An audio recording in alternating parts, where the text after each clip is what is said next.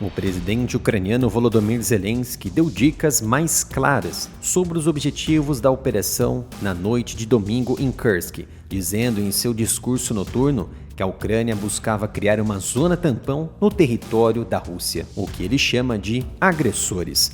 A referência de Zelensky a uma zona tampão refletiu as justificativas públicas do presidente Vladimir Putin para a ofensiva da Rússia na região de Kharkiv, na Ucrânia, no início do verão ucraniano. E indicou que Kiev espera manter território russo para proteger suas próprias terras e talvez para negociar em futuras negociações de paz.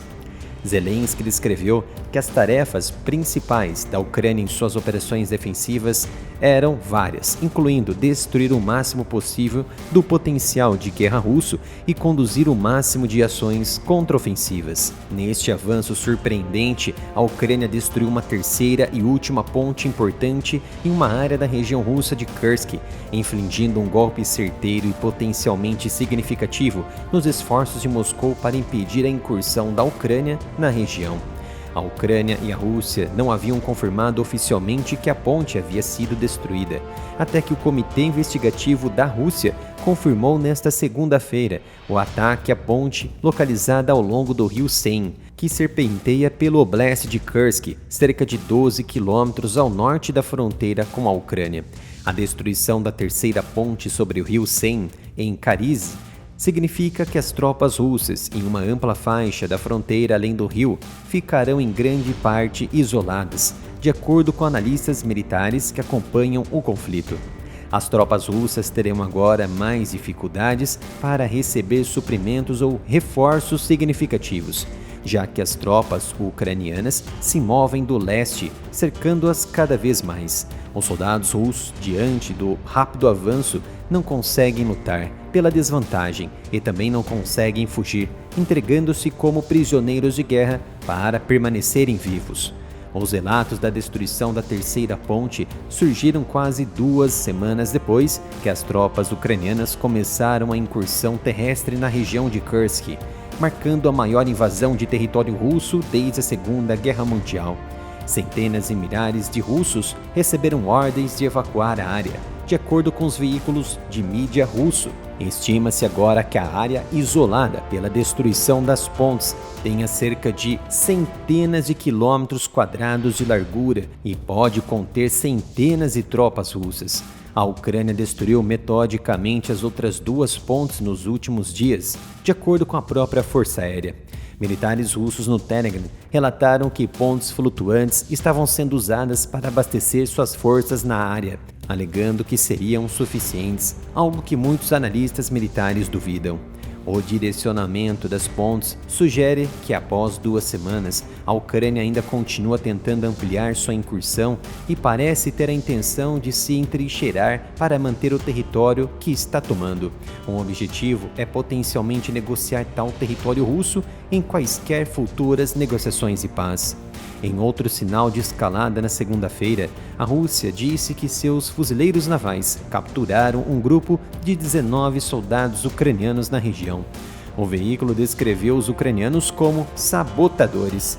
Os ataques às pontes da região em questão de dias ocorrem enquanto a Ucrânia avança em uma ofensiva transfronteiriça que começou em 6 de agosto. Na sexta-feira, militares ucranianos informaram que havia atingido uma ponte na cidade russa de Glushikovo. Menos uma ponte, escreveu o comandante da Força Aérea Ucraniana Mykola Oleshchuk no Telegram no domingo, publicando um vídeo aéreo de uma explosão destruindo a ponte. Ele disse que os ataques foram planejados para interromper as linhas de suprimentos russas e parece que já está dando resultado. Horas depois, o presidente ucraniano Zelensky elogiou a incursão e declarou seus objetivos pela primeira vez. Abre aspas. Agora é nossa tarefa primária em operações defensivas em geral, destruir o máximo possível do potencial de guerra russo e conduzir o máximo de ações contraofensivas. Isso inclui criar uma zona tampão no território do agressor. Fecha aspas. Os comentários dão uma ideia do pensamento estratégico ucraniano por trás da incursão. significa sucesso tático local das forças ucranianas, mas também significa ataques ucranianos de longo alcance atrás das linhas de frente russas, atacando ferrovias, depósitos de munição, bases aéreas, tentando destruir os jatos que os atacam.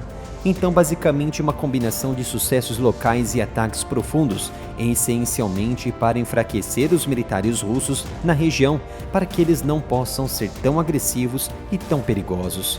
A zona tampão que as forças ucranianas esperam criar é para que a Rússia não possa se aproximar muito da fronteira e usar sua artilharia e ataques aéreos contra o território fronteiriço da Ucrânia. E isso já foi explicado por mim em vídeos anteriores, onde comento sobre os santuários aéreos e terrestres. A incursão ajudou a elevar o moral ucraniano enquanto a Rússia avança na região oriental de Donetsk, na Ucrânia. No domingo, Moscou afirmou ter tomado a vila de Severodonevka, a cerca de 15 quilômetros de Pokrovsk, que é um importante centro logístico para as tropas e cidades ucranianas na frente oriental. A Rússia dominando essa região, que agora está muito fortalecida, será um banho de água fria para a logística do exército ucraniano. Zelensky pediu aos aliados de Kiev que suspendessem as restrições restantes ao uso de armas ocidentais em alvos mais profundos na Rússia, incluindo Kursk, dizendo que as suas tropas poderiam privar Moscou de qualquer capacidade de avançar e causar destruição se tivessem capacidades de longo alcance suficientes. Com as últimas informações recentes, com base em relatórios vazados, a Casa Branca está efetivamente impedindo a Grã-Bretanha de permitir que Kiev dispare os mísseis Storm Shadow dentro da Rússia, em meio a temores no governo de Biden de uma escalada na guerra na Ucrânia, que poderia resultar em um ataque nuclear tático por parte de Moscou. Faça como os nossos membros do Clube dos Canais e se torne um membro do canal e me ajude a continuar o trabalho no YouTube, mesmo com tantas censuras e perseguições. Basta clicar aqui no botão Seja Membro para você assistir aos vídeos antes de todos e ter seus comentários destacados aqui.